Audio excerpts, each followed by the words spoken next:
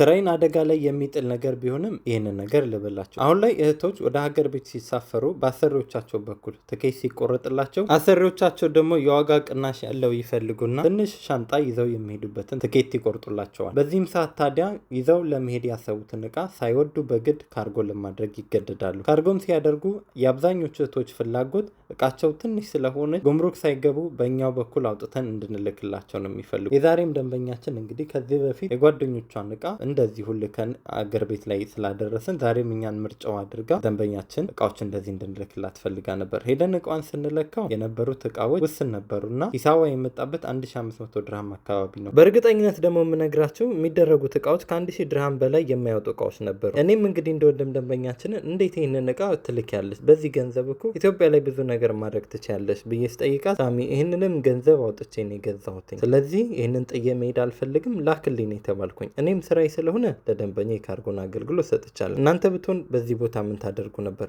አስተያየታችሁን ኮሜንት ላይ በቀናነት አስቀምጡልኝ። በዩናይትድ አረብ ኤምሬት ውስጥ የምትገኙ የካርጎ አገልግሎት የምትፈልጉ የተለመደው ስልክ ቁጥራችን የቲክታክ ፕሮፋይል ስራ አለ፣ እዘዙን። አላችሁበት ቦታ እየመጣን አስተማማኝ አገልግሎት እንሰጣችኋለን። ሳሚ ካርጎ ነን። ይመቻል።